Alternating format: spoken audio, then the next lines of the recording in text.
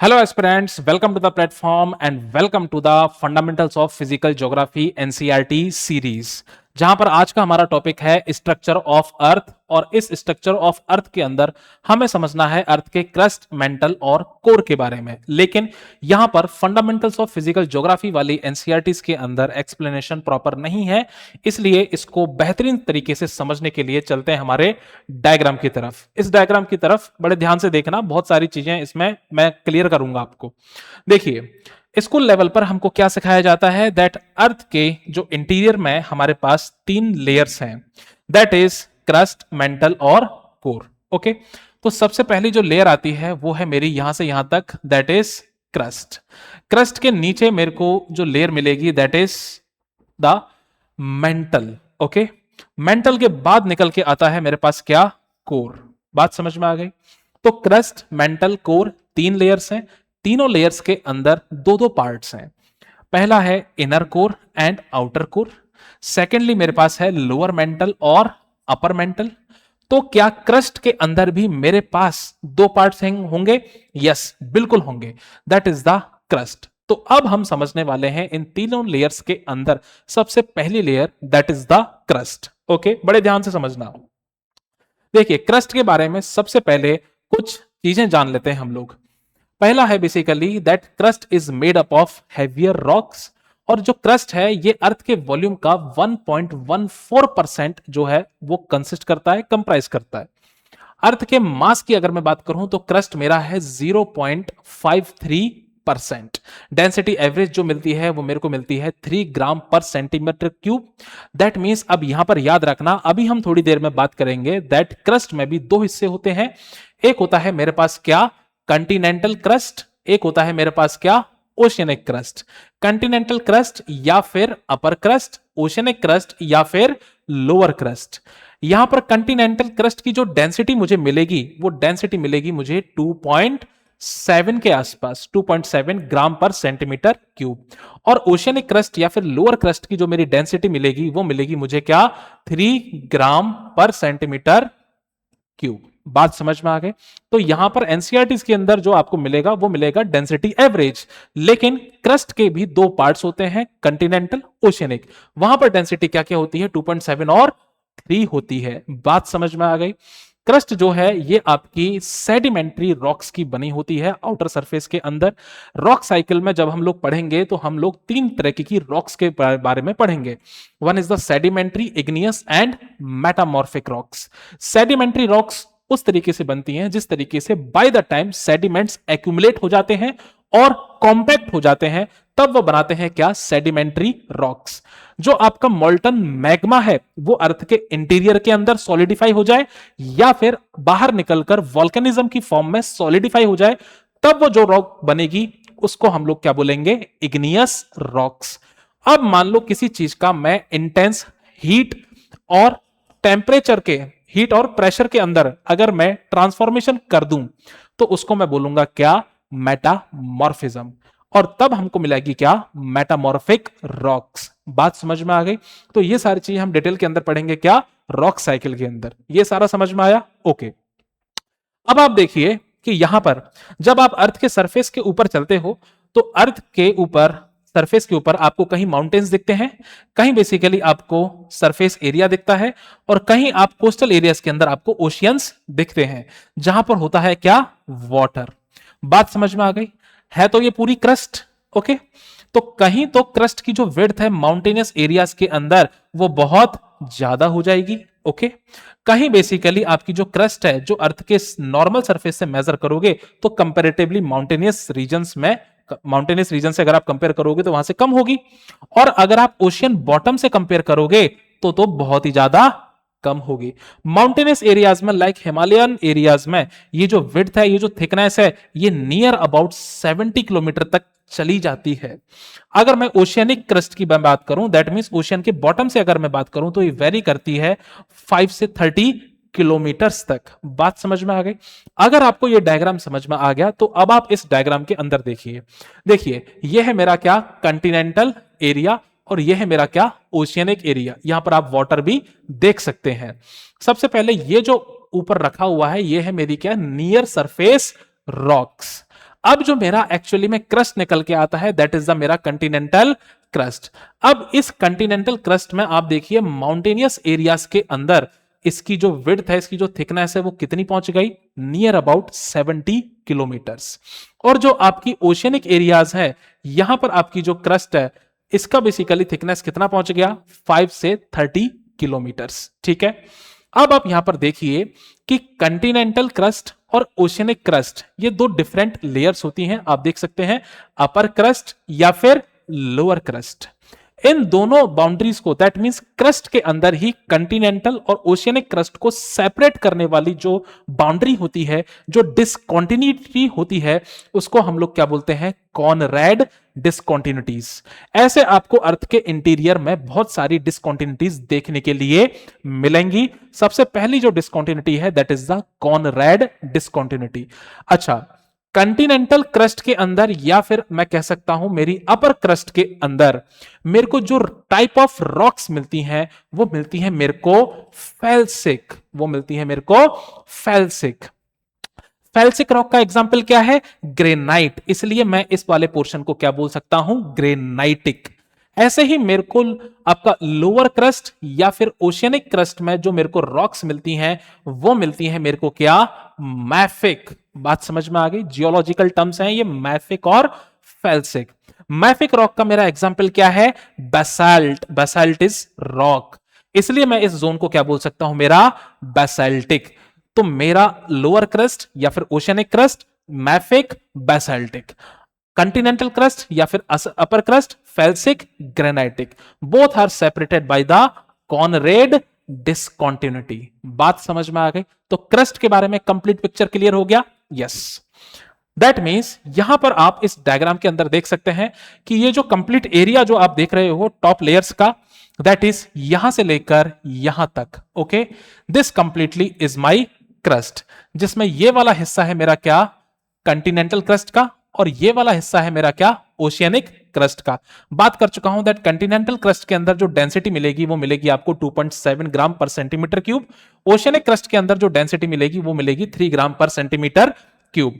Oceanic crust आपकी heavier होती है, कंटिनेंटल क्रस्ट आपकी लाइटर होती है। ओवरऑल जो क्रस्ट है वो आपका सिलिकेट सॉलिड है। बात समझ में आ गया, okay. That means our first layer is now complete. बहुत ध्यान से समझना, पहली लेयर हमारी क्या हो गई, कंप्लीट। कॉनरैड डिसकंटिन्यूटी भी हमने क्या कर ली, कंप्लीट। अच्छा, अब ध्यान से समझना कि यहां पर आप देखिए कि सबसे पहले मेरे को मिला क्या, कंटिनेंटल क्रस्ट, उसके नीचे मेरे को क्या मिला, ओशियनिक क्रस्ट। यह है मेरा टोटल क्या, क्रस्ट वाला पोर्शन। अब क्रस्ट के बाद क्या आता है, मेंटल। तो याद रखना मेंटल के अंदर जो आपको सबसे पहली लेयर मिलेगी वो लेयर का नाम क्या होगा, वो लेयर का नाम होगा upper most solid mental. That means ये है आपकी क्या, अपर मोस्ट सॉलिड मेंटल। इस डायग्राम के अंदर आप देख सकते हो अपर मोस्ट सॉलिड मेंटल। अगर मैं बेसिकली यहां पर इस वाली लेयर को, इस वाली लेयर को और इस वाली लेयर को, दैट मींस टॉप 3 लेयर्स को अगर मैं मिला दूं तो मुझे मिलता है क्या, lithosphere. That means lithosphere is equal to continental crust plus आपका ओशियनिक क्रस्ट प्लस आपका अपर मोस्ट सॉलिड मेंटल। ये बनता है मेरा क्या, लिथोस्फेयर। जब हम लोग प्लेट टेक्टोनिक्स थ्योरी पढ़ेंगे तो प्लेट टेक्टोनिक्स थ्योरी के अंदर जो मैं वर्ड इस्तेमाल करूंगा that is the lithospheric plates. उस लिथोस्फेरिक प्लेट्स के अंदर जो लिथोस्फेयर होगा उसका मतलब ये होगा दैट मींस यहां तक का ये पूरा पोर्शन, यहां तक का ये पूरा पोर्शन। बात समझ में आ गई। अच्छा, अपर मोस्ट, ये 3 लेयर्स क्लियर हो गई, okay. Upper most solid mental के बाद मेरे पास एक जोन आएगा जिसको मैं बोलूंगा क्या, एस्थेनोस्फेयर, जिसको मैं बोलूंगा क्या, एस्थेनोस्फेयर। आप यहां पर देख सकते हो that this is my zone of asthenosphere. याद रखना एस्थेनोस्फेयर ये जो जोन है ये मिलता है हमको मेंटल के ऊपर वाले हिस्से में, that is the upper mantle. That means यहां पर जो मेंटल में जो मेरे को एस्थेनोस्फेयर मिलेगा, ओके, ये मिलेगा मेरे को अपर मेंटल वाले हिस्से में। इसकी 2 इंपॉर्टेंट फीचर्स होती हैं that this is very highly viscous and most importantly कि इसकी जो स्टेट होती है, सॉलिड है, लिक्विड है, क्या है, इसके लिए हम एक वर्ड इस्तेमाल करते हैं जिसको बोलते हैं क्या, प्लास्टिक स्टेट। बात समझ में आ गई, ओके।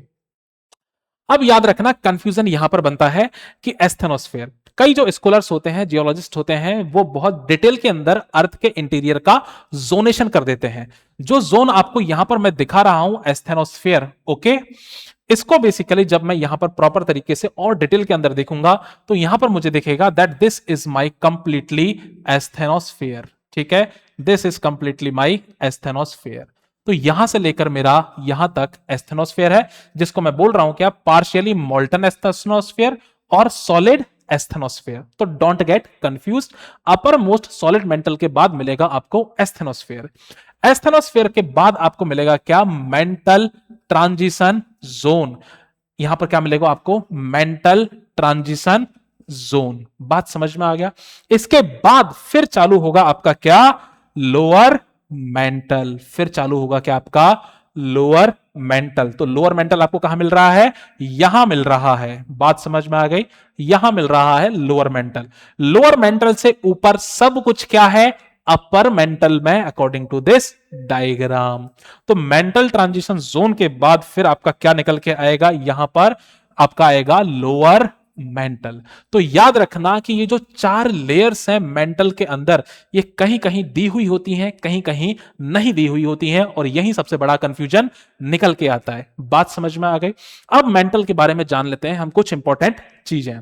अच्छा, मेंटल जो है ये मेरा अर्थ के वॉल्यूम का 83% है, अर्थ के मास का 68% है। लोअर जो मेंटल है ये मेरा सॉलिड स्टेट के अंदर है, और इस मेंटल की जब केमिकल कंपोजिशन की अगर मैं बात करूं तो 21% मुझे मिलेगा क्या, सिलिकॉन, ओके, 45% मिलेगा मुझे क्या, ऑक्सीजन, और 23% मिलेगा मुझे क्या, मैग्नीशियम। बात समझ में आ गई, ठीक है। अगर मैं डेंसिटी की बात करूं तो मुझे अपर मेंटल में डेंसिटी जो मिलेगी वो मुझे मिलेगी वेरी होती हुई दिखाई देगी 2.9 से 3.3, और लोअर मेंटल के अंदर मुझे मिलेगी 3.3 से 5.7। दैट मींस आप देखिए कि अगर मैं डेंसिटी की बात करूं तो डेंसिटी मैंने कहां से चालू करी थी, 2.7 से, कहां, कंटिनेंटल क्रस्ट के अंदर। फिर बेसिकली मेरे पास आ गई क्या, 3, कहां पर आ गई, ओशियनिक क्रस्ट के अंदर। फिर मेरे पास अपर मेंटल के अंदर कितनी आ गई, 3.3, ये कहां आ गई मेरी, अपर मेंटल के अंदर। फिर बेसिकली मेरी लोअर मेंटल के अंदर कितनी आ गई, नियर अबाउट 5 या फिर 5.7। बात समझ में आ गई, नियर अबाउट 5 या फिर 5.7 लोअर मेंटल।